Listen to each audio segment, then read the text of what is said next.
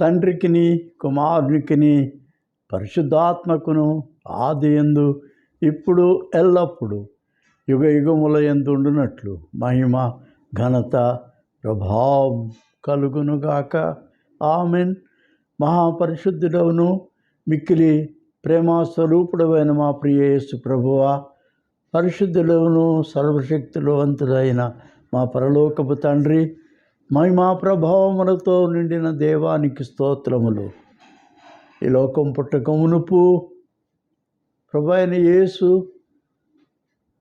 నీ మహిమ తండ్రి యొద్ద ఉన్నది.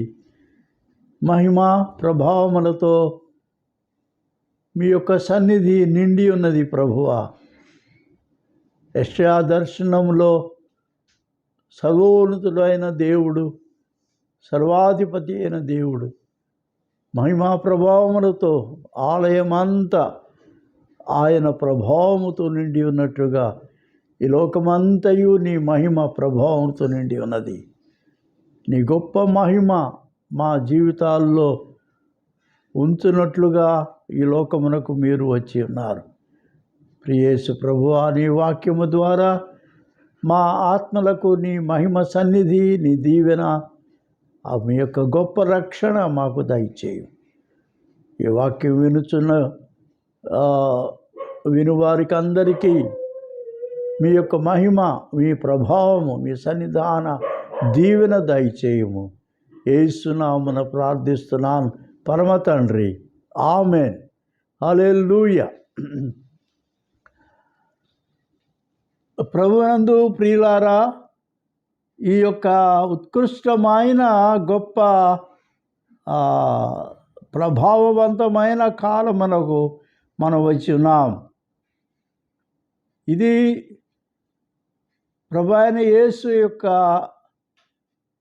పరిశుద్ధ జన్మము జరిగినటువంటి గొప్ప కాలము, శుభమైన కాలం.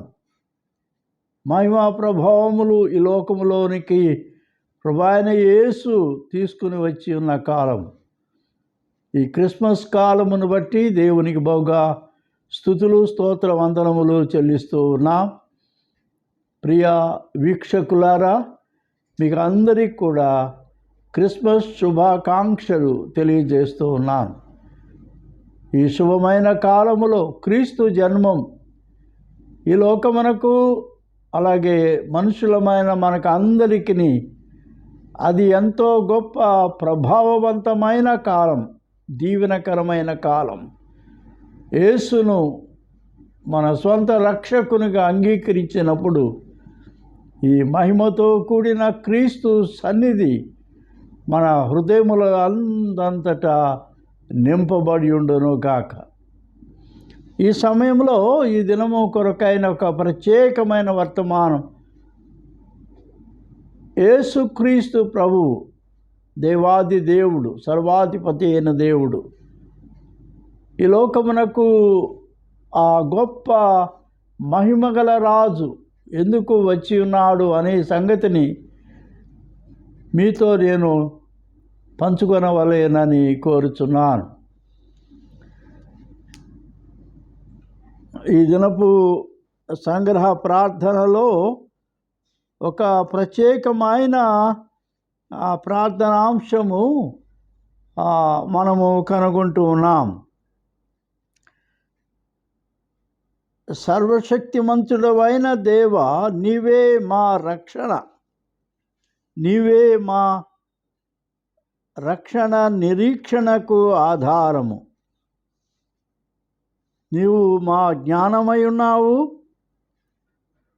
పరిశుద్ధమైన భక్తి జీవితమునకు రాబోవు నూతన ఆకాశం, నూతన భూమి కొరకు నిరీక్షణతో ఎదురు చూచుచు మా రక్షకునిగా నిన్ను మేము అంగీకరించి సేవించున్నాం. నీ కృప మాకు దయచేయుమని పరిశుద్ధాత్మతో నిత్యము జీవించు పరిపాలించున్న ప్రభువైన యేసు ద్వారా వేడుకొనుచున్నామని ఈ ప్రార్థన. ఇందులో ముఖ్యమైనది ఏది అంటే, మా రక్షణ మా నిరీక్షణకు ఆధారమని. ఈ రక్షణ అనే పదం మనం బైబిల్లో నూతన నిబంధనలో విశేషంగా చూస్తూ ఉన్నాం. అలాగే కీర్తన గ్రంథంలో కూడా ఈ యొక్క ప్రత్యేకమైన రక్షణ అనే పదము మనము చూస్తూ ఉన్నాం. దీని అర్థం ఏమిటంటే, మనం ఒక గొప్ప విపత్తులో ఉన్నాం, గొప్ప ఆపదలో ఉన్నాం ఈ లోకంలో.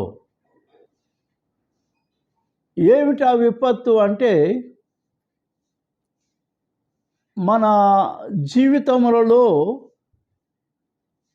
ఈ పాపము అనే ఒక గొప్ప దుష్ట ప్రభావం మన జీవితములలో ఉన్న ఆత్మీయతను నశింపచేసి ఉన్నది. ఆత్మ నశించింది, క్షీణించింది, మరణించింది. కనుక మన యొక్క ముందు జీవితము పరిస్థితి ఏమిటంటే, మనము దేవునికి దూరమై ఎడబాపై చీకటితో నిండిన ఈ ప్రపంచములో నుండి, పాపాంధకారములో నుండి నిత్యాగ్నిగుండములో మనము పడవేయబడుతూ ఉన్నాం. మన ఆత్మ అక్కడ యుగ యుగములు ఆ నరకాగ్ని జ్వాలలలో మండుచు, శ్రమపడుచు, బాధింపబడుచు ఉన్నటువంటి ఆ నిత్యాగ్నిగుండము, నరకాగ్నిగుండము. ఎందుకనంటే ఈ పాపాంధకారము యొక్క చివరి స్థితి ఏంటంటే నరకములో పడద్రోయబడుట. వాస్తవానికి నరకం మన కోసం చేయబడలేదు. ఆ నిత్యాగ్నిగుండము మనుషులమైన మన కొరకు చేయబడలేదు, కానీ అది దేవుని సన్నిధిని తిరుగుబాటు చేసినటువంటి ఆ దుష్ట ఆ ప్రధాన దూత లూసిఫర్ దేవునికి వ్యతిరేకంగా పాపం చేశాడు. దేవుడు అతనిని పరలోకము నుండి త్రోసివేసినాడు. ఆ నరకాగ్నిగుండము అతని కొరకు అతనిని వెంబడించిన కోట్లాది దేవదూతలు తమ వెలుగును కోల్పోయి చీకటి అంధకార శక్తులుగా మారిపోయి ఈ ఆకాశ మండలం అంతా ఆవరించి ఉన్న ఈ దుష్ట దయ్యములు, ఈవిల్ స్పిరిట్స్, ఆ దయ్యముల కొరకు ఆ దేవునికి వ్యతిరేకంగా దూరమైపోయిన ఆ దేవదూతల కొరకు మట్కే, లూసిఫర్ కొరకు మాత్రమే ఈ నిత్యాగ్నిగుండము ఏర్పాటు చేయబడింది. ఈ భయంకరమైన లోతైన పాతాళము యొక్క అట్టడుగు భాగమునకు ఈ యొక్క దూతలు, తిరుగుబాటు చేసిన దూతలు చీకటి శక్తులుగా, దయ్యముల ఆత్మలుగా మార్చబడిన ఒకప్పుడు పరిశుద్ధ దూతలు, కానీ దేవునికి పాపము చేసి దూరమైపోయిన ఈ దయ్యములు, ఈ దురాత్మలు, ఈ చీకటి శక్తులు, అంధకార శక్తులు, వాటి యొక్క అంతిమ ధ్యేయం ఏంటి అంటే ఆ కడవరి తీర్పు తరువాత ఈ అగ్నిగుండములో వారు నిరంతరము కాలుతూ ఉంటారు. ఈ లోకములో ఈ యొక్క తిరుగుబాటు చేసిన ఈ దుష్ట దూతలకు విజోడుగా పాపము చేత అంధకారములో ఉన్న మనుషుల యొక్క ఆత్మలు కూడా సాతాను వారిని కూడా వారితో కూడా ఈ నరకాగ్ని గుండములోనికి ఈడ్చుకొని పోతున్నాడు. అటువంటి దుస్థితిలో ఉన్న మానవులను తన స్వంత హస్తములతో దేవుడు చేసుకొనిన ఈ మానవాళిని రక్షించుటకు ఆ నరకాగ్ని గుండములో ఆ యొక్క అగ్ని జ్వాలలలో నుండి తప్పించుటకు లోకమునకు దేవుడు దిగి వచ్చిన దినం క్రిస్మస్ దినం. క్రీస్తులు రాక వలన, ప్రభువైన యేసును నమ్ముట వలన మానవాళి ఈ అగ్నిగుండము నుండి తప్పించబడుతున్నారు, కాపాడబడుతున్నారు, రక్షించబడుతున్నారు. ఇదే రక్షణ అంటే. కనుక ఈ గొప్ప రక్షణకు నిరీక్షణాధారము నజరేయుడైన ప్రభు అయిన యేసుక్రీస్తే. కనుక క్రీస్తును నమ్ముకొనుట, తద్వారా ఈ యొక్క అంత్య తీర్పులో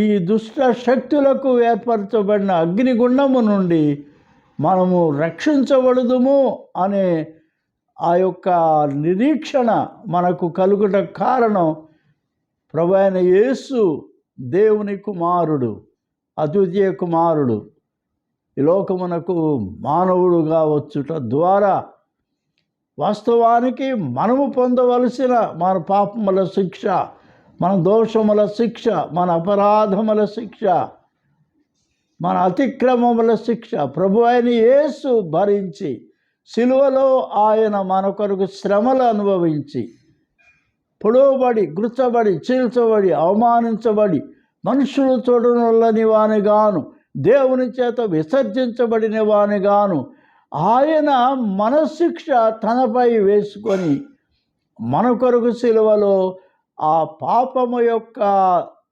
శిక్షను ఆయన భరించినాడు. మనలను నరకాగ్ని గుండము నుండి తప్పించుట ఈ రక్షణ అనే దాని యొక్క గొప్ప ఉద్దేశమై ఉన్నది. కనుక మా రక్షణకు, మా నిరీక్షణకు ఆధారము ప్రభువైన యేసుక్రీస్తు.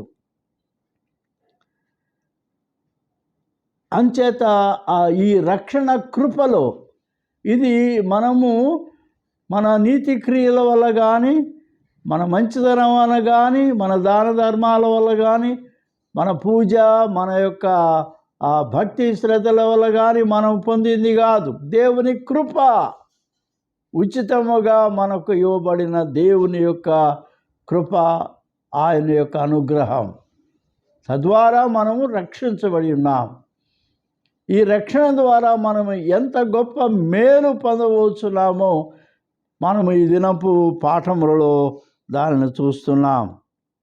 ముఖ్యమైనది ఏది అంటే ఈ గొప్ప రక్షణ ద్వారా మనకు కలిగిన గొప్ప దీవెన అదేది అంటే ఎంత గొప్ప ప్రేమతో ఆ పరలోకమందున్న దేవుడు, తండ్రి అయిన దేవుడు, కుమారుడైన రక్షకుడు, పావనాత్మ, పరిశుద్ధాత్మ, సర్వోన్నతుని ఆత్మ అయిన దేవుడు, తండ్రి, కుమార, పరిశుద్ధాత్మ త్రేకుడవగు దేవుడు ఉన్న ఆ యొక్క స్థలము పరలోకమంతా ఆయన మహిమతో నిండి ఉన్నది, ప్రభావముతో నిండి ఉన్నది. ఆ మహిమలో నుండే దేవుడు ఈ మహా సృష్టి యావత్తును చేసి ఉన్నాడు. యెషయా గ్రంథంలో దేవుడు అనుగ్రహించిన దర్శనం యెషయా ప్రవక్తకు ఆ దేవాలయం అంతా ఆయన చొక్కాయి అంచులు ఆ ఆలయం అంతా నిండి ఉన్నదని మనకు కనిపిస్తూ ఉంది. ఆయన చొక్కాయి అనగా దేవుని యొక్క వస్త్రములు అవేమిటంటే మహిమ ప్రభావములు. పరలోకం అంతా నిండి ఉన్నది, అలాగే ఆయన సృష్టి అంతా నిండి ఉన్నవి ఆయన మహిమ ప్రభావములు. కనుకనే ఈ యొక్క దావీదు కీర్తనలో 19వ దావీదు కీర్తనలో మనము ఈ మాట అక్కడ విశేషముగా చూస్తూ ఉన్నాం. ఆ సృష్టి అంతా కూడా దేవుని మహిమతో నిండి ఉన్నది. 19వ దావీదు కీర్తన, ఆకాశములు దేవుని మహిమను వివరించుచున్నవి, అంతరిక్షము ఆయన చేతి పనుని ప్రచురపరచుచున్నది. అంచేత ఆకాశములు అంటే పరలోకములో ఉన్న ఆ 7 అంతస్తులు అవన్నీ కూడా దేవుని మహిమతో నిండి ఉన్నవి అని ఈ దావీదు భక్తుడు ఈ కీర్తనలో స్పష్టముగా తెలియపరుస్తున్నాడు. ఆ మహిమా ప్రభావములతోనే ఈ భూమి యావత్తు కూడా నిండి ఉన్నది అని మనం చూస్తున్నాం. ఆకాశములు దేవుని మహిమను వివరించున్నవి. దేవుని యొక్క మహాప్రేమలో మహిమగల దేవుడు, మహిమా స్వరూపి అయిన దేవుడు మనుషుని ఆయన మట్టి బొమ్మ, ఆ జిగటగల ఆ యొక్క మట్టితో మానవుని చేసినప్పుడు తండ్రి అయిన దేవుడు, సృష్టికర్త అయిన దేవుడు, మన రక్షకుడైన యేసుక్రీస్తు ప్రభువు, సర్వోన్నతపు ఆత్మమైన ఆత్మస్వరూపి అయిన మహిమా స్వరూపి అయిన పరిశుద్ధాత్మ, ఈ త్రేక తత్వము కలిగిన దేవుడు ఆయన మానవుని చేసినప్పుడు మానవులలోనికి ఆయన తన యొక్క మహిమా ప్రభావములను మనుషుల్లో ఉంచాడు. ఈ మట్టి బొమ్మకు ఆయన తన ఊపిరిని ఊదినప్పుడు ఆయన యొక్క నోటి శ్వాస వలన, ఆ ఊపిరి వలన మానవునిలోనికి కూడా ఈ మహిమా ప్రభావములు ఉంచబడి ఉన్నవి. అది ఈ దావీదు కీర్తన 8వ కీర్తనలో మనం దానిని చూస్తూ ఉన్నాం. యెహోవా మా ప్రభువా, ఆకాశములలో నీ మహిమను కనబరుచువాడా, భూమి అంతటా నీ నామము ఎంతో ప్రభావము గలది. దేవుని నామం మహిమతో కూడిన గొప్ప నామం, సర్వోన్నతపు నామం. ఆ నామము ఈ యొక్క భూమి యావత్తు కూడా దేవుని మహిమ ప్రభావములతో నింపబడి ఉన్నది. అంత మాత్రమే కాదు, మనుష్యుని ఆయన చేసినప్పుడు బైబిల్ గ్రంథంలో ఈ 8వ దావీదు కీర్తన, నీవు మనుషుని జ్ఞాపకం చేసుకున్నకు వాడు ఏ పాటివాడు, నీవు దర్శనమిచ్చుటకు నరుడు ఏ పాటివాడు, దేవుని కంటే వానిని కొంచెము తక్కువ వానిగా చేసి ఉన్నావు, మహిమా ప్రభావములతో వానికి కిరీటము ధరింపజేసి ఉన్నావు. హల్లెలూయా. ఇప్పుడు ఆ గొప్ప దేవుడు, మహిమా స్వరూపి అయిన దేవుడు, మహిమా ప్రభావములతో నిండిన దేవుడు, తన సృష్టి అంతటిని కూడా మహిమ ప్రభావములతో నింపిన దేవుడు, ఇప్పుడు మనుష్యుణ్ణి ఆయన తయారు చేసినప్పుడు ఆయన ఖుద్దున ఆకాశములు, మహాకాశములు ఇవన్నీ కూడా ఆయన నోటి శ్వాస వలన కలిగినవి, నోటి ఊపిరి వలన కలిగినవి. బైబిల్ గ్రంథం అదే సెలవిస్తూ ఉంది. కానీ మనుష్యుడు ఆయన చేతి పని, the hand work of God, man was created, made by the hand of God. దేవుడు ఆయన స్వహస్తములతో మనుషుని చేశాడు. నోటి ఊపిరితో మహాకాశములు, సూర్యచంద్ర నక్షత్రాదులు ఇవన్నీ కూడా ఆయన ఊపిరి వలన కలిగినవి. కానీ మనుషుడు ఆయన చేతి పని ఎంతో స్కిల్ఫుల్గా, ఎంతో నైపుణ్యంగా మనుష్యుణ్ణి దేవుడు తయారు చేసినాడు. ఈ మానవునిలో ఆయన తన యొక్క స్వరూపాన్ని, ద ఇమేజ్ ఆఫ్ గాడ్, ఆయన పోలికను, ద లైక్నెస్ ఆఫ్ గాడ్. దేవుడు మనుషుల్లో ఆయన మహిమ ప్రభావములతో నింపి, మహిమా ప్రభావములతో వానికి కిరీటము ధరింపజేస్తున్నావు. నీ చేతి పనులన్నిటి మీద వానికి అధికారము ఇచ్చి ఉన్నావు. భూమి అంతట నీ నామము ఎంత ప్రభావము గలది. కాబట్టి మనుషుని ఎంత ప్రేమిస్తున్నాడు దేవుడు అంటే, తన పోలిక తన స్వరూపం మానవునికి ఇచ్చాడు. దేవుని పోలిక, దేవుని స్వరూపము అది మహిమా ప్రభావములతో నిండినటువంటిది. ఉచితముగా దేవునికి అంత గొప్ప ఆధిక్యత దేవుడు మానవునికి ఇచ్చి ఉన్నాడు. కానీ విచారకరమైన సంగతి ఏంటంటే, మనుషుడు దేవుని ఆజ్ఞను అతిక్రమించి దాన్ని పోగొట్టుకున్నాడు. రోమపత్రిక, ఇప్పుడు మనం రోమపత్రిక దగ్గరకు వస్తాం. ఈ రోమపత్రికలో ఇక్కడ మనము చూసే ముఖ్యమైన విషయం ఏది అంటే, 3వ అధ్యాయం, రోమపత్రిక 3వ అధ్యాయం 23వ వచనం. ఏ భేదము లేదు, అందరూ పాపము చేసి దేవుడు అనుగ్రహించు మహిమను పొందలేకపోతున్నారు. All people have come short of the glory of God. They have forfeited the glory of God. దేవుడు ఎంతో ప్రేమతో ఇచ్చిన ఈ యొక్క గొప్ప ఆధిక్యత, మహిమా ప్రభావములు మనుషులు చూడండి, ఆయన ఆజ్ఞను అతిక్రమించి, ఆయన మాటకు అవిధేయత చూపి, దేవునికి విరోధంగా తిరుగుబాటు చేసి ఈ మహిమా ప్రభావములను మనుషుడు పోగొట్టుకున్నాడు. He has forfeited it, he has lost it, come short of the glory of God. పోగొట్టుకున్నాడు.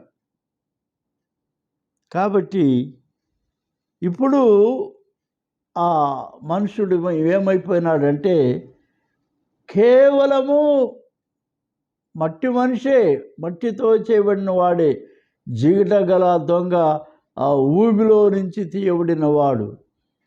కానీ ఏమైపోయిందంటే, పాపము చేసి దేవునికి వ్యతిరేకంగా తిరుగుబాటు చేసి ఆజ్ఞను అతిక్రమించి మహిమను పోగొట్టుకోవడం వలన జరిగిన సంగతి ఏంటంటే, ఆత్మ అతని అంతరంగములో మృతి చెందినది ఆయను కదా. దానిని మనము మళ్ళా ఇక్కడ ఎఫెసీ పత్రిక మనం చూస్తే ఈ 2వ అధ్యాయంలో మనం గమనించే విషయం ఏంటంటే, మనుష్యుడు దాన్ని పోగొట్టుకున్నాడు కదా. మీ అపరాధముల చేతను పాపముల చేతను మీరు చచ్చిన వారై ఉండగా, అది ఎఫెసీ పత్రిక 2వ అధ్యాయం. చచ్చిపోయినాం, శరీరం బతికే ఉంది, మట్టి శరీరం, కానీ మహిమగల ఆత్మ చనిపోయింది. మీ యొక్క అపరాధముల చేతను పాపముల చేతను మీరు చచ్చిన వారై ఉండగా, ఇప్పుడు మన యొక్క జీవితంలోనికి దేవుని అధికారం పోయింది. పాపం యొక్క అధికారం మనలోకి వచ్చింది. ఈ పాపం యొక్క అధికారం మీద ఉన్న అధికారి ఎవడంటే అపవాది, సైతాను. మీరు వాటిని చేయొచ్చు, వాయుమండల సంబంధమైన అధిపతిని అనగా అవిధేయులైన వారిని ఇప్పుడు ప్రేరేపించే శక్తికి అధిపతిని అనుసరించి ఈ ప్రపంచ ధర్మము చొప్పున మీరు నడుచుకుంటూ ఉన్నారు. శరీరం యొక్క మనస్సు యొక్క ఇచ్ఛలను నెరవేర్చు మన శరీరములను అనుసరించి మునుపు ప్రవర్తించుచు కడమవారి వలె స్వభావ సిద్ధంగా దైవోగ్రతకు మనం పాత్రులమై ఉంటుమి. We have forfeited, we have lost the glory of God. ఈ దేవుని యొక్క మహిమ సన్నిధి నుంచి మనము బయటకు త్రోసివేయబడినాం, నెట్టివేయబడినాం, వెలివేయబడినాం. ఈ బయటకు వెలివేయబడి త్రోసివేయబడిన ఈ మనుషులకు ఎవడురా అధిపతి అంటే, ఈ ప్రపంచం అంతటినీ కూడా దుష్టత్వము చేత నింపివేసిన, పాపము చేత నింపివేసిన దాని యొక్క అధిపతి అయిన సాతాను అపవాదికి మనము దాసులమైపోయినాం పాపం వలన. కాబట్టి ఇప్పుడు మనము శరీరం యొక్క ఇచ్చలను నెరవేర్చుకొనుచు మా శరీరాశలను అనుసరించి ప్రవర్తించు వారి పడిపోయిన వారి వలనే స్వభావ సిద్ధంగా దైవోగ్రతకు పాత్రులమై ఉన్నాం. ఇది మన యొక్క దుస్థితి. మహిమ పోగొట్టుకున్నాం, పాపము చేసి సాతానుకు బానిసలం అయిపోయినాం, పాపమునకు బానిసలం అయిపోయినాం. ఈ యొక్క ప్రపంచం అంతటినీ కూడా దుష్టత్వముతో నింపివేసిన ఆ సాతానుకు దాసులం అయిపోయాం, బానిసలం అయిపోయాం. ఇక పాపం ఎడ చెప్తే మనం అడ చేస్తున్నాం. మన శరీరము, శరీరాశలు ఇవన్నీ పాపము చేత నింపబడి ఉన్నాయి. కాబట్టి ఇటువంటి దుస్థితిలో నుండి మన జీవితాలని మరి రక్షించాలి. ఎందుకంటే దేవుడు చేసుకున్న మనుషులం మనం, ప్రేమతో చేసుకున్నాడు. సృష్టి యావత్తు మిగతా అంతా తన నోటి శ్వాసతో చేయబడింది, సృజించబడింది. కానీ మనుషుడు ఆయన చేత్తో చేసుకున్నటువంటి విలువైనటువంటి ఒక పవిత్రమైన ఆత్మ కలిగిన వాడు. తమ చేత్తో చేసుకున్న దాన్ని తిరిగి మనం మరి దాన్ని మళ్ళా రెస్టోర్ చేయాలి, తిరిగి దాన్ని ఉద్ధరణ చేయవలసినది. కాబట్టి 21వ దావీదు కీర్తనలో 5వ వచనాన్ని మనం చూస్తే అక్కడ వ్రాయబడిన ఈ మాట అదేంటంటే, యెహోవా రాజు నీ బలమును బట్టి సంతోషించున్నాడు, నీ రక్షణను బట్టి అతడు ఎంతో హర్షించున్నాడు. దేవుడు మన రక్షణను బట్టి హర్షించాలి. ఎంతో చేశాడు మనుషుని కొరకు. మానవుని యొక్క మనోభీష్టాన్ని సఫలము చేయడానికి దేవుడు సిద్ధంగా ఉన్నాడు. మనుషుని పెదవుల నుంచి వచ్చిన ప్రార్థన దేవుడు అంగీకరించడానికి సిద్ధంగా ఉన్నాడు. శ్రేయస్కరమైన ఆశీర్వాదములతో అతనిని ఎదుర్కొనబోచున్నాడు. అతని తల మీద అపరంజి కిరీటము ఉంచడానికి దేవుడు చాలా ఇష్టంగా ఉన్నాడు. అంచేత సదాకాలము దీర్ఘాయువు మనుషునికి ఇవ్వడానికి దేవుడు సిద్ధంగా ఉన్నాడు. కాబట్టి అతనికి దేవుడు ఇవ్వాలి అనుకున్నది ఏది అంటే, నీ రక్షణ వలన అతనికి గొప్ప మహిమ కలిగెను, గౌరవ ప్రభావములను నీవు అతనికి ధరింపజేసినావు, నిత్యము ఆశీర్వాదకారకుడుగా ఉండునట్లు నీవు అతనిని నియమించున్నావు. నీ సన్నిధిని సంతోషముతో అతనిని ఉల్లసింప చేయుచున్నావు. కాబట్టి మనుషుని పట్ల దేవుని యొక్క ఉద్దేశం అది. ఈ ఉద్దేశంతోనే దేవాది దేవుడు, రాజులకు రాజు, ప్రభువులకు ప్రభు అయినటువంటి యేసుక్రీస్తు ఈ లోకమునకు ఆయన శరీరధారిగా బీద కన్య మరియ గర్భములో ఆయన జన్మించి, ఆయన మనుషులలో మానవులలో మానవుడుగా ఆయన తిరిగి మానవ జీవితంలోనికి ఆయన ప్రవేశించున్నాడు. కాబట్టి ఈ దినం మనం తెలుసుకోవాల్సిన గొప్ప సత్యము ఏది అని చెప్పనంటే, దేవుడు మానవుడిగా జన్మించడానికి ఉన్నటువంటి గొప్ప ఉద్దేశము ఇది మనం దేవుని వాక్యములో దాన్ని చూస్తున్నాం. ఎందుకు మనుష్యుడుగా ఆయన వచ్చాడు అని చెప్పనంటే ఇక్కడ యెషయా ప్రవక్త ద్వారా ఆ మాట మనకు తెలియబడుతుంది. అది ఏంటంటే ఒక గొప్ప ప్రవచనం. క్రీస్తు జన్మమునకు ముందు 740 సంవత్సరాలకు ముందుగా యెషయా ప్రవక్త ఈ ప్రవచనం చెప్పాడు. ఏం చెప్పాడు? ఆలకించుడి, కాబట్టి ప్రభువు తానే ఒక సూచన మీకు చూపును. ఆలకించుడి, కన్యక గర్భవతి అయి కుమారుని కని అతనికి ఇమ్మానుయేలు అను పేరు పెట్టును. దేవుడు ఈ లోకములోనికి ఒక పవిత్రమూర్తిగా, పాపము లేని పాపరహితుడుగా ఈ లోకములోనికి ఆయన జన్మించాడు. ఒక కన్య గర్భమందు ఆయన జన్మించాడు. ఇది ప్రవచనం. 740 సంవత్సరాలకు ముందు క్రీస్తు జన్మమునకు పలుకుబడిన ప్రవచనం.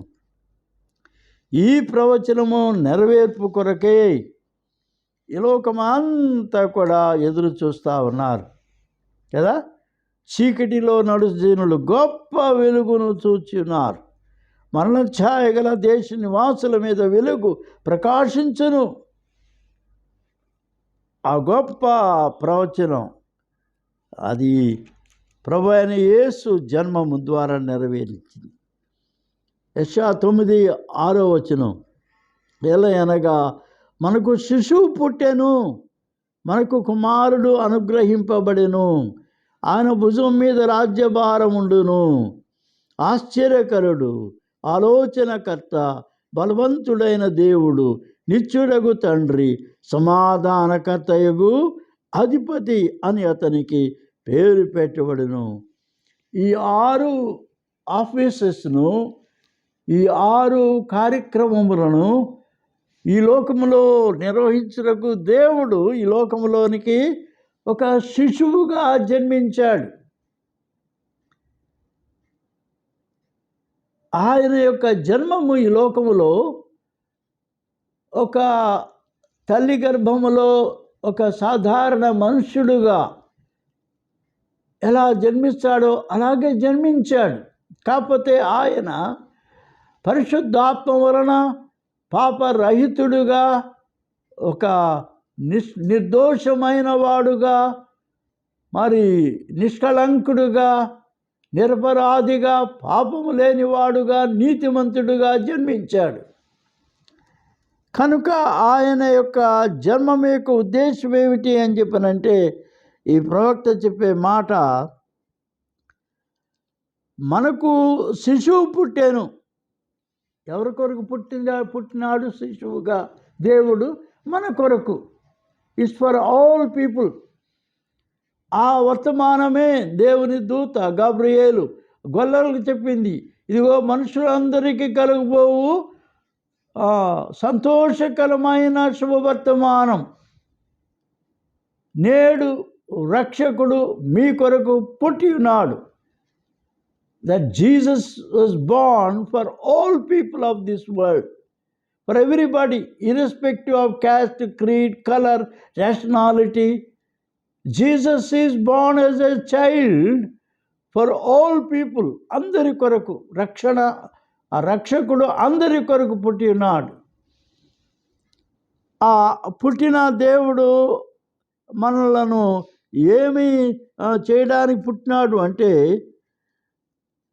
మనకు కుమారుడు అనుగ్రహింపబడెను. అది ఈ కుమారుడు ఎవరు అని చెప్పనంటే ప్రభువైన యేసుక్రీస్తే కుమారుడుగా అనుగ్రహించబడ్డాడు. He was born as a child but given as a gift. బహుకరించబడ్డాడు, అనుగ్రహించబడ్డాడు. ఏమని అనుగ్రహించబడ్డాడు? కుమారుడుగా అనుగ్రహించబడ్డాడు. ఈ మనుష్య కుమారులను దేవుని కుమారులుగా చేయడానికి దేవుని కుమారుడు మనుష్య కుమారుడు అయినాడు అని చెప్పన్నాడు సెయింట్ అగస్టిన్ అనే గొప్ప భక్తుడు. A son of God has become a son of man in order that the son of man might become the son of God. కాబట్టి దేవుని బిడ్డలారా, యేసు ఎందుకు ఈ లోకములో జన్మించినాడు? దేవుడు మనుష్యులమైన మనలను, మనుష్య కుమారులమైన మనలను దేవుని కుమారులుగా మార్చుటకు, చేయుటకు he was given as a gift. కాబట్టి క్రిస్మస్లో ఉన్న ముఖ్యమైనది ఏది అంటే, God has bestowed a very wonderful gift, a very, very costliest gift. Jesus Christ was given as a gift for all of mankind. మనుషులందరి కొరకు బహుమానం, కుమారుడుగా ఆయన జన్మించాడు. ఆయన జన్మం యొక్క ఉద్దేశం అది.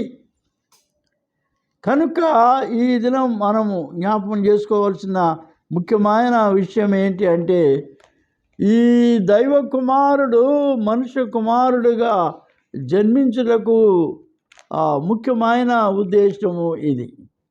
కనుక ఇప్పుడు మనము ఏమి చేయాలి అంటే, ఈ దైవ కుమారుణ్ణి మనము అంగీకరించాలి. రక్షకుడిగా ఆయన్ను మనము అంగీకరించాలి. అంచేత ఈ యొక్క గొప్ప వర్తమానం లోకమంతటికి కూడా ఇది తెలియజేయబడినది. ఈ లోకంలోనికి ప్రభు అయిన దేవుడు వచ్చినప్పుడు ఆయన దేని కొరకు వచ్చినాడు అని చెప్పనంటే, తన మహిమ మనకు ఇవ్వడానికి, మనలను మహిమ కుమారులుగా చేయడానికి. హెబ్రీ పత్రికలో మనం చూస్తే 2వ అధ్యాయం 10వ వచనములో ఈ మాట ఉంది. ప్రతి మనుషుని కొరకు మరణము అనుభవించున్నట్లు దూతల కంటే కొంచెం తక్కువ వానిగా చేయబడిన యేసు మరణము పొందినందున మహిమా ప్రభావములతో కిరీటము ధరించిన వానిగా ఆయనను చూచున్నాం. ఎవరి నిమిత్తము సమస్తము ఉన్నవో, ఎవని వలన సమస్తము కలుగుచున్నవో ఆయన అనేకులైన కుమారులను మహిమకు తెచ్చుచుండగా, మనలందరినీ కూడా మహిమ కుమారులుగా చేయడానికి, సన్స్ ఆఫ్ గ్లోరీ. కాబట్టి నేను ఇక్కడ ఒక బ్యాడ్జ్ పెట్టుకోవాలి. ఏం పెట్టుకోవాలి? I have become a son of glory. మహిమ కుమారుని. ఇప్పుడు ఒకప్పుడు నేను నా పాపముల చేత, అపరాధముల చేత చచ్చిన వాడుగా ఉండగా, నన్ను ప్రభు అయిన యేసుక్రీస్తు కృపచేత, ఆయన కనికరము చేత ఆయన నన్ను బ్రతికింపజేసినాడు. I was born again because of the grace of Jesus Christ.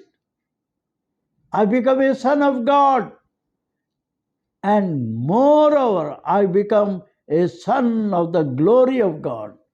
దేవుని మహిమ కుమారుడుగా అనేకులైన కుమారులను మహిమకు తెచ్చుచుండగా, వారి రక్షణకర్తను శ్రమల ద్వారా సంపూర్ణంగా చేయుట ఆయనకు తగును.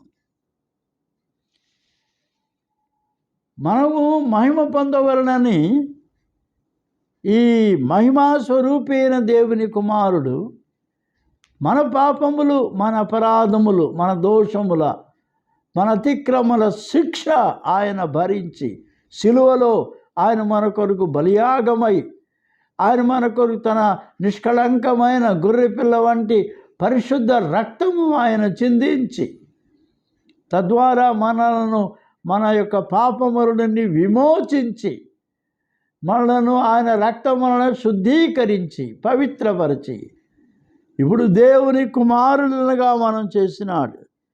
మరణము మన కొరకు ఆయన అనుభవించినాడు. మన పాపముల మన దోషముల కొరకు, దేవుని కృప వలన ఆయన ప్రతి మనుష్యుని కొరకు, ఏమండి, కేవలం క్రైస్తవుల కొరకు కాదండి, మనుషులందరి కొరకు. వాళ్ళు ఏ కులస్తులైనా, ఏ మతస్థులైనా, ఏ దేశస్థులైనా, ఏ రంగు వాళ్ళైనా, ఏ ప్రాంతం వాళ్ళైనా, అందరి కొరకు Jesus Christ died for each and every person. ప్రతి మనుషుని కొరకు మరణం అనుభవించినాడు. మహిమా ప్రభావములతో కిరీటము ధరించిన వాడు మనకు కూడా ఆయన కిరీటమును, మహిమ కిరీటమును ధరింపచేయుచున్నాడు.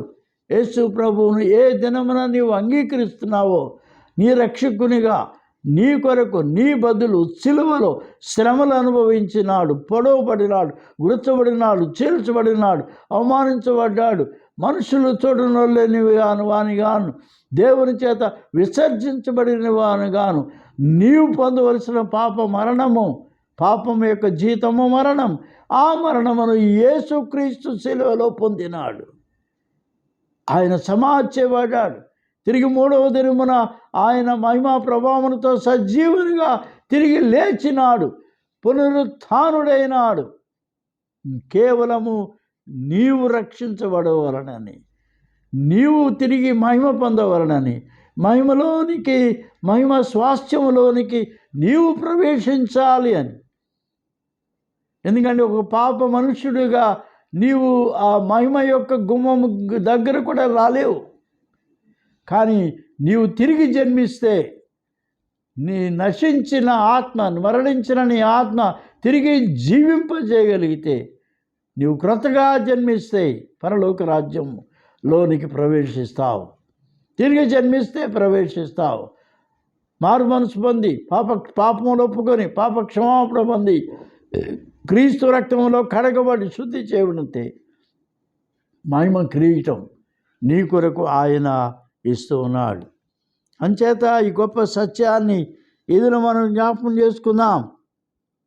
యేసుప్రభు వారు ఆయన యోహాను సువార్త 17వ అధ్యాయం 22వ వచనములో ఆయన చెప్పే ఆ ప్రార్థనలో ఒక గొప్ప ప్రార్థన ఏది అంటే, ఆయన యోహాను సువార్త 17వ అధ్యాయం, దీన్ని great prayer, the high priestly prayer అని పిలుస్తారు. ఆ ప్రార్థనలో ఉన్న గొప్ప సత్యం ఏది అంటే, మనము తండ్రి నీవు నేను ఎట్లా ఏకమై ఉన్నామో మనము ఏకమై ఉన్నలాగున వారును ఏకమై ఉండవలనని నీవు నాకు అనుగ్రహించిన మహిమ నేను వారికి ఇచ్చేదిని కదా. ఈ లోకం పుట్టక మునుపు తండ్రి నీ యొద్ద నాకు ఎటువంటి మహిమ ఉన్నదో కదా, ఈ లోకం పుట్టక మునిపే ఆ మహిమలో నేనున్నాను నీతో. నీ కుమారుడు నిన్ను మహిమపరచునట్లు నీ కుమారుని మహిమపరచుము.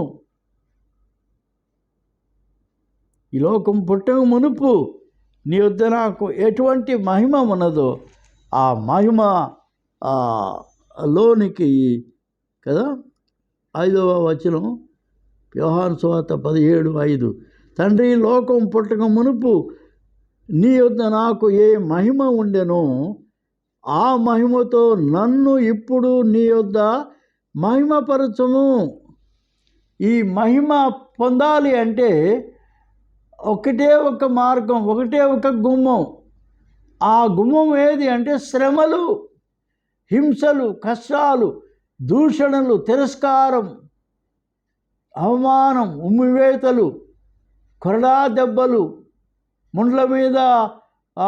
ముండ్ల కిరీటము తల మీద, ఆయన పొందినటువంటి పంచగాయములు, చేతులలో కాళ్ళలో 9 అంగుళాలు పొడుగుండే గొప్ప ఇనుప మేకులు, ప్రక్కలో బల్లుపు పోటు, శరీరం అంతా కూడా 39 కొరడా దెబ్బలతో వీపంతా అది చీల్చబడింది. రక్తధారలతో నిండిన దేహం, ప్రభువైన యేసు పొందిన దేహం. అది శిలువ యొక్క మార్గం, అదే శిలువ గుమ్మం. మహిమకు పోవు బాట అదే, ఇరుకు మార్గము అదే. ఆ త్రోవలో గుండానే మహిమలోనికి మనం ప్రవేశించాలి. కానీ నీ కొరకు, నా కొరకు ఆ గుమ్మములోనికి, ఆ మార్గములోనికి ప్రభువైన యేసుక్రీస్తు ప్రవేశించినాడు. మహిమరాజు ప్రవేశించాడు. గుమ్మములారా మీ తలలు పైకెత్తుకునుడి. 24వ దావీదు కీర్తన చదివితే ఉంటుంది. పురాతనమైన తలుపులారా మిమ్మల్ని మీరు లేవనెత్తుకునండి. ఎందుకంటే మహిమల రాజు ప్రవేశిస్తున్నాడు ఈ గుమ్మంలో. నీవు ప్రవేశించవలసిన గుమ్మం శ్రమల గుమ్మం, హింసలు, బాధలు, అవమానములు, తిరస్కారములు, దూషణలతో నిండిన గుమ్మం. ముందుగా మన రక్షకుడు, మన ప్రభు అయిన యేసుక్రీస్తు శిలువలో ఆ గుమ్మంలోనికి ప్రవేశించినాడు. మహిమల రాజు ప్రవేశించాడు.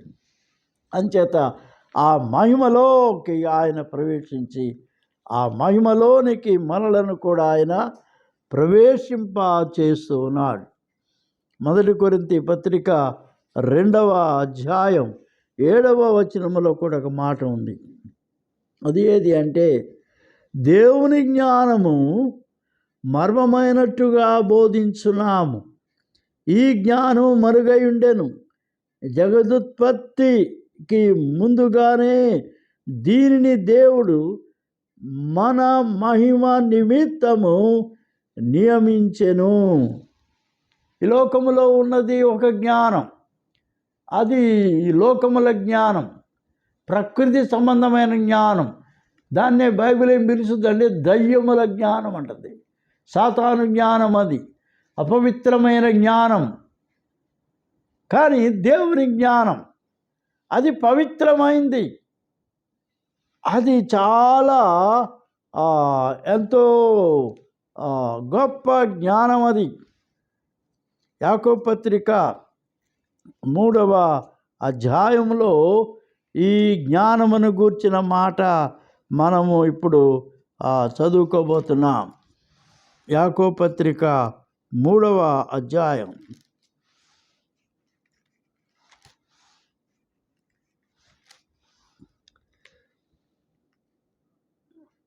మరుగయ్యున్నటువంటి దేవుని యొక్క జ్ఞానం కదా. 3వ అధ్యాయం 14 వచనం. అయితే మీ హృదయములలో సహింపనరు కానీ మత్సరము, వివాదము ఉంచుకునే వారైతే అతిశయపడవద్దు. సత్యమునకు విరోధముగా అబద్ధం ఆడవద్దు. అయితే దేవుని జ్ఞానం, ఈ జ్ఞానము పైనుండి దిగివచ్చు. ఇది భూ సంబంధమైన జ్ఞానం కాదు, ప్రకృతి సంబంధమైన జ్ఞానం, దయ్యముల జ్ఞానం వంటిది. ఏదైనా మత్సరము, వివాదము ఎక్కడ ఉండునో అక్కడ అల్లరి, ప్రతి నీచకారి ఉండును. అయితే పైనుండి వచ్చు జ్ఞానము మొట్టమొదట పవిత్రమైంది, తరువాత సమాధానకరమైంది, మృదువైంది, సులభంగా లోబడినది, కనికరముతోనూ మంచి ఫలములతోనూ నిండుకొనినది, పక్షపాతమైనను వేషధారణను లేనిదనైనది. నీతి ఫలము సమాధానము చేయువారికి సమాధానమందు విత్తబడును. ఇది పరలోక సంబంధమైన జ్ఞానం. ఈ జ్ఞానములో ఏముందంటే, మన కొరకు దేవుడు మహిమ కలిగిన ఆ జ్ఞానాన్ని ప్రభు అయిన యేసుక్రీస్తు ఆయన మనకు అనుగ్రహిస్తున్నాడు. దేవుని జ్ఞానము మర్మమైనదిగా బోధించున్నాం. ఎందుకంటే దేవుని యొక్క జ్ఞానము అందరికీ తెలియదు. ఎందుకంటే ఈ లోకంలో ఉన్నటువంటి ఈ యొక్క దయ్యముల జ్ఞానం, ప్రకృతి సంబంధమైన జ్ఞానం, ఇది ఈ యొక్క దేవుని జ్ఞానాన్ని మరుగు చేస్తూ ఉంది, మూసివేస్తూ ఉంది, తెలుసుకొనివ్వడం లేదు, బైబిల్ దగ్గరికి రానివ్వడం లేదు మనుషుల్ని.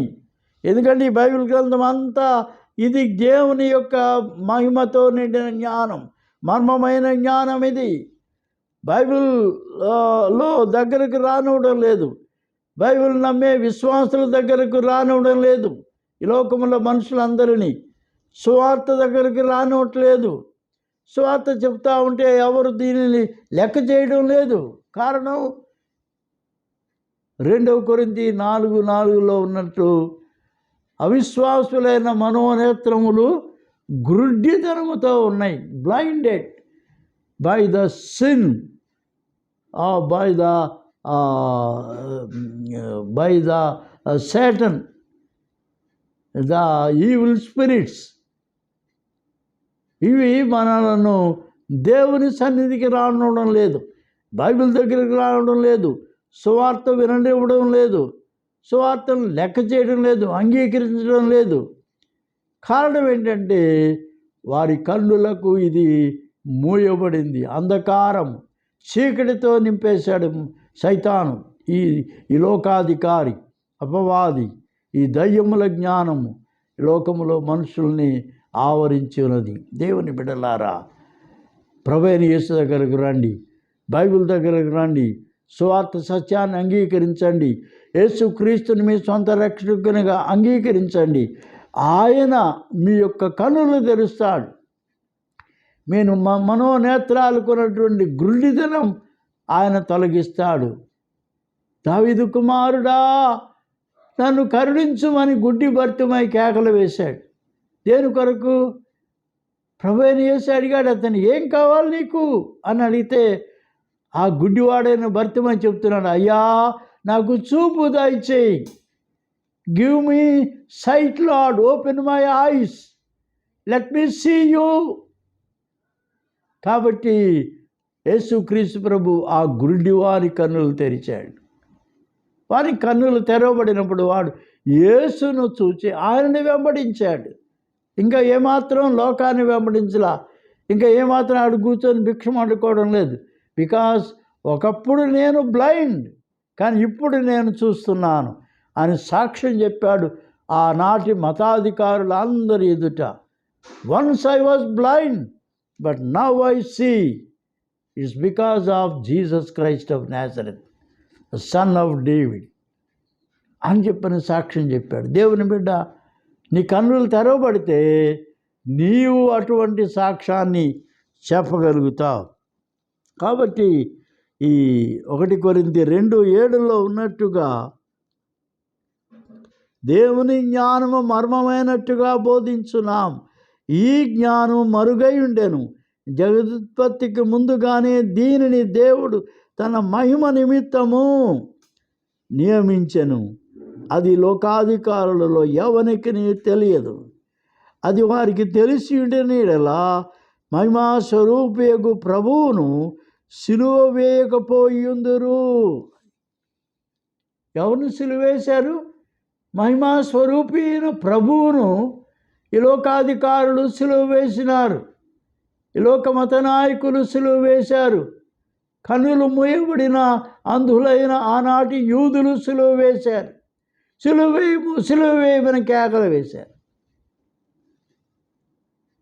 ఆయన మహిమా స్వరూపి అయిన దేవుడు.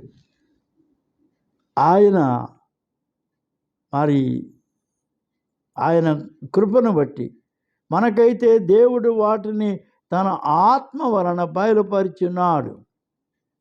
ఆ ఆత్మ దేవుని మర్మములను కూడా పరిశోధించున్నాడు.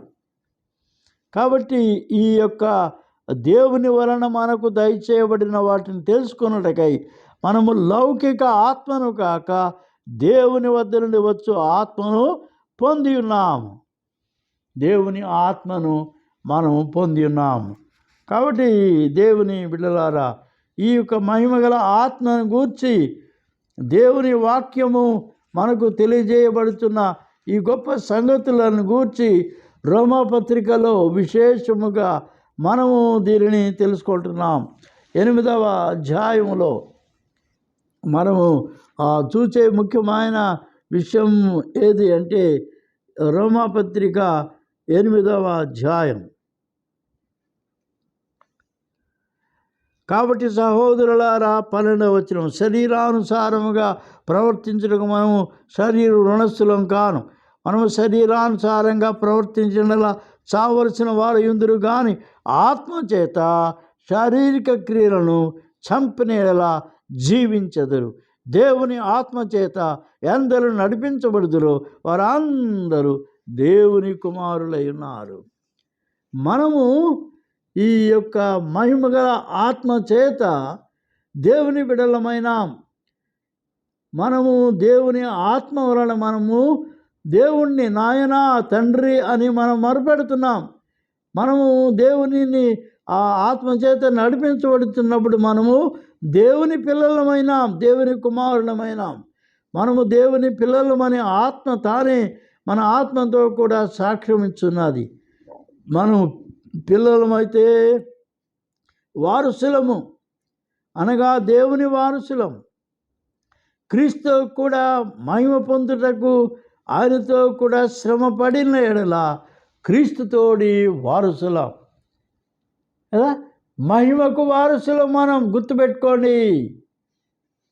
మహిమకు వారసులం, మహిమ రాజ్యంలో వారసులం. నిత్యము స్వాస్యముగా ఇవ్వబడిన ఆ మహిమలో మనము దేవుని కుమారులంగా, దేవుని బిడ్డలంగా మనం ఉండబోతున్నాం.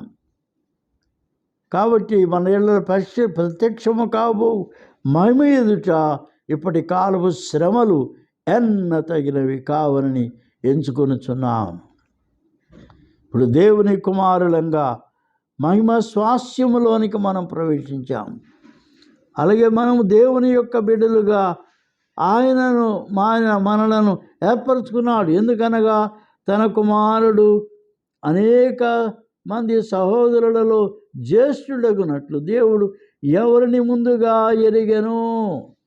గుర్తుపెట్టుకోండి, నీవు దేవునిలోకి రావడానికి నీ భక్తి, నీ పూజలు, పునస్కారాలు, వ్రతాలు, నోములు, నీ యొక్క నిష్టలు, నియమాలు, ఈ మతాచారాలు కాదు. నీవు దేవుని చేత ఎరుకబడిన వాడవు. God has known you, he has known you. నీవు దేవుని చేత ఎరుకబడిన వాడవు. కాబట్టి ఆయన ముందుగా ఎవరిని ఎరిగెను వారు తన కుమారునితో సారూప్యము గల వారు ఒకటకు వారిని ముందుగా నిర్ణయించెను. దేవుని కుమారుని స్వారూప్యంలోనికి నీవు రావాలి అని దేవుడు నిర్ణయించినాడు. దేవుడు నిన్ను పిలిచినాడు, ఆకర్షించినాడు. కనుక నీవు దేవుని దగ్గరకు వచ్చావు. నీ అంతా నువ్వు రాలేదు. మరియు ఎవరిని ముందుగా నిర్ణయించెనో వారిని పిలిచెను. It's a call. Christian life is a call from God. దేవుడు నిన్ను పిలిచాడు క్రీస్తు బిడ్డగా, క్రైస్తవుడిగా ఉండడానికి, విశ్వాసిగా ఉండడానికి.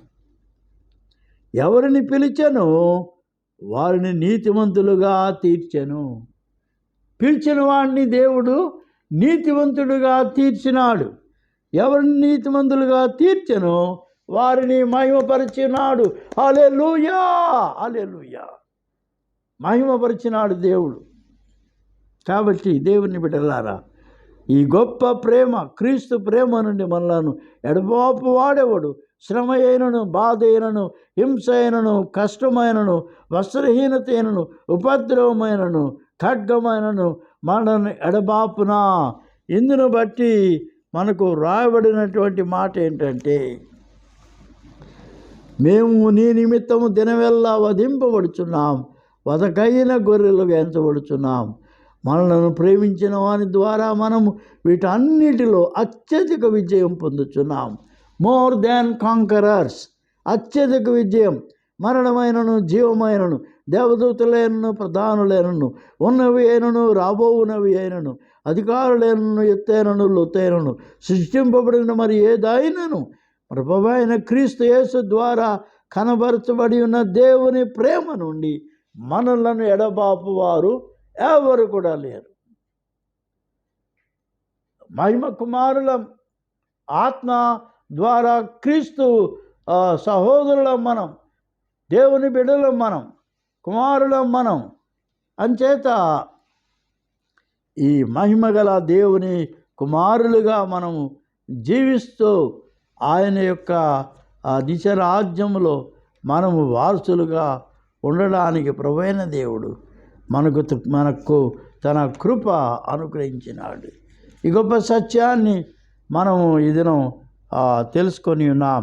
దేవుని బిడ్డలారా, ఈ యొక్క గొప్ప సత్యములో మనము ప్రవేశించినాం. అంచేత ఈ కీర్తన 21:5లో మనం చూసినట్లుగా మహిమా ప్రభావములతో ఆయన మనలను కిరీటము ధరింపచేస్తున్నాడు. ఇంకా నువ్వు ఏమనుకోవాలి? ఈ లోకంలో నీవు మనుష్యుడిగా పుట్టావు, పాపములో పుట్టావు, పాపములోనే పెరిగావు, పాపము వలన ఈ లోకములో జీవిస్తూ ఉండినావు. కానీ క్రీస్తు తన మహాకృప చేత ఆయన శిలువ మరణం ద్వారా నీ మరణం ఆయన పొందాడు. నీవు పొందవలసిన పాపపు శిక్ష, నీ అపరాధముల శిక్ష, నీ దోషముల శిక్ష, నీ పాపముల యొక్క శిక్ష ఆయన భరించి శిలువలో ఆయన చేసిన మహా గొప్ప బలిదానం, మహా గొప్ప త్యాగం, ఆయన చిందించిన ఆ విలువైన అమూల్యమైన రక్తము ద్వారా నీవు కడగబడినావు, కొనబడినావు, దేవుని బిడ్డగా చేయబడ్డావు. కాబట్టి ఇప్పుడు నీవు దేవుని యొక్క మహిమలో క్రీస్తు వారసుడుగా ప్రవేశిస్తున్నావు. You are entry into the heavenly places as a son of glory. మహిమ ప్రవేశం కదా. ఎవరైనా చచ్చిపోయినప్పుడు ఏమంటారంటే అతను మరణించాడు, చచ్చిపోయాడు అనరు. విశ్వాసులు, క్రైస్తవులు ఏమంటారు? మహిమ ప్రవేశం అంటారు కదా. Promoted to glory, it's a promotion, promoted to glory. ఈ దేవుని మహిమలోనికి మనము ప్రవేశించాము. ఒక చిన్న పాట పాడి నేను ఈ యొక్క ధ్యానం ముగించాలని కోరుతున్నాను. మహిమ నీకే ప్రభు, ఘనత నీకే ప్రభు, మహిమ నీకే ప్రభు, స్తుతియు మహిమ ఘనతయు ప్రభావము నీకే ప్రభు. ఆరాధనా ఆరాధనా ఆరాధనా ఆరాధనా ప్రియ యేసు ప్రభునాకే, నా యేసు ప్రభునాకే, మహిమ నీకే ప్రభు. సమీపింపరాని తేజస్సునందు వసించు అమరుడవే, శ్రీమంతుడవే, సర్వాధిపతివే, నీ సర్వము నాకిచ్చితివే. ఆరాధనా ఆరాధనా ఆరాధనా ఆరాధనా ప్రియ యేసు ప్రభునాకే, నా యేసు ప్రభునాకే, ఎంతో ప్రేమించి నాకై తెంచి ప్రాణము అర్పించితివే, విలువైన రక్తం చిందించి నన్ను విమోచించితివే. ఆరాధనా ఆరాధనా ఆరాధనా ఆరాధనా ప్రియ యేసు ప్రభునాకే, నా యేసు ప్రభునాకే. ఆశ్చర్యకరమైన నీ వెలుగులోనికి నన్ను పిలిచి వెలిగించితివే, నీ గుణాతిశయముల్ ధరణిలో ప్రచురింప ఏర్పరచుకొంటివే. ఆరాధనా ఆరాధనా ఆరాధనా ఆరాధనా నా యేసు ప్రభు నాకే, ప్రియ యేసు ప్రభు నాకే, మహిమ నీకే ప్రభు, ఘనత నీకే ప్రభు, మహిమ నీకే ప్రభు. హల్లెలూయా.